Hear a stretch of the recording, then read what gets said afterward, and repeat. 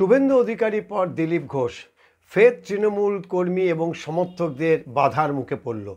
খড়গপুরে একটি রাস্তা উদ্বোধনে গিয়ে দিলীপ ঘোষকে রীতিমতো হেনস্থা হতে হলো স্থানীয় তৃণমূল কংগ্রেসের মহিলা কর্মীদের, তাদের প্রতিবাদ এবং তাদের বাধার মুখে পড়ে মেজাজ হারিয়ে ফেলেছেন দিলীপ ঘোষ। তিনি কিছু আপত্তিকর কথা বলেছেন, কিন্তু এই আপত্তিকর কথা বলার মতো পরিস্থিতি যেভাবে তৈরি করা হলো, এটা কিন্তু গণতন্ত্রের পক্ষে খুব একটা শুভ লক্ষণ না।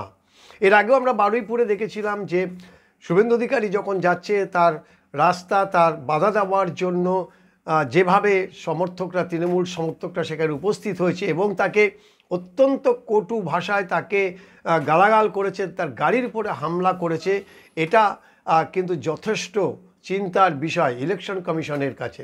এর আগেও আমরা দেখেছি বারবার করে যে বিজেপি বা বিরোধী নেতারা কোথাও মিটিংয়ে গেলে সেখানটায় শাসক দল বাধা দিচ্ছেন, শাসক দলের কর্মী সমর্থকদের সেখানে লেলিয়ে দেওয়া হচ্ছে, তারা ঝামেলা করছে, পরবর্তীকালে সেটা বলে দেওয়া হচ্ছে যে সাধারণ মানুষের স্বতঃস্ফূর্ত প্রতিবাদ।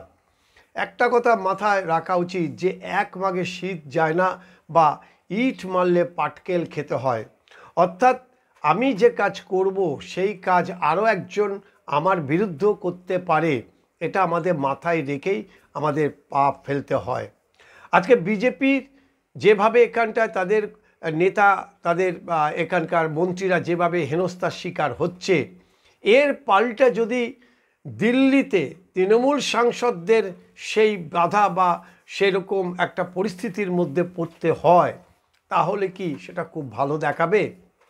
মনে রাখতে হবে যে বিজেপি এই মুহূর্তে দিল্লিতে ক্ষমতায় রয়েছে, শাসক দলের ভূমিকায় রয়েছে দিল্লি। পশ্চিমবঙ্গের পাল্টা যদি দিল্লির বিজেপির কর্মী সমর্থকরা তৃণমূল কংগ্রেসের সাংসদদের সঙ্গে এহেন আচরণ করে, তাদেরকে যদি এইভাবে হেনস্থা করে বা এইভাবে তাদেরকে প্রতিরোধের নামে তাদের উপরে হামলা চালায়, তাহলে কি সেটা খুব ভালো হবে? গণতন্ত্রের পক্ষে কিন্তু কোনোটাই ভালো না। বিরোধী দল তার রাজনৈতিক মতবাদ তাদের আলাদা হতে পারে, তাদের মধ্যে মতভেদ থাকতে পারে, রাজনৈতিকভাবে তাদেরকে মোকাবিলা করাটাই একটা রাজনীতির চাল বলুন বা রাজনীতির কৌশল হতে পারে। কিন্তু যেভাবে প্রতি মুহূর্তে বিরোধী দলগুলিকে শাসক দলের নেতা কর্মীরা, সমর্থকরা যেভাবে বাধা দিচ্ছে বা তাদেরকে হেনস্থা করছে, এটা কিন্তু খুব একটা শুভ লক্ষণ নয়।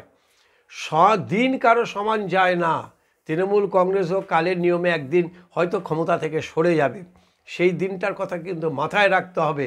আজকে তারা যে কাজগুলি করছে, সেদিনকে কিন্তু তার মাসুল তাদেরকেও গুনতে হবে। যেটা বামফ্রন্ট আমলে সিপিএম করেছিল, সেই মাসুল সিপিএমকে এখন গুনতে হচ্ছে। এবারে তৃণমূল কংগ্রেস যে ব্যবহার করছে, যে আচরণ করছে, তার মাসুলও কিন্তু তাকে একদিন গুনতে হবে। বাংলার পাল্টা যদি দিল্লি দেয়, তাহলে সেই দোষ কি বিজেপির হবে? কি মনে করছেন তৃণমূল কংগ্রেসের নেতা মন্ত্রীরা বা শীর্ষ নেতারা? তারা কর্মী সমর্থকদের উস্কে দিয়ে তারা মনে করছে পার পেয়ে যাবে? সময় বলবে। এই আচরণ গণতন্ত্রের পক্ষে অত্যন্ত বিপজ্জনক। একেবারে খোলা গলায় বলা হচ্ছে যে গণতন্ত্রের পক্ষে অত্যন্ত বিপজ্জনক এরকম আচরণ। এই আচরণ করতে করতে হয়তো দেখা যাবে অনেক বড় কোনো ঘটনা ঘটে গেছে, সেদিন কিন্তু শাসক দল ছাড় পাবে না, বা শাসক দল কিন্তু নিজেদের দায় এড়াতে পারবে না।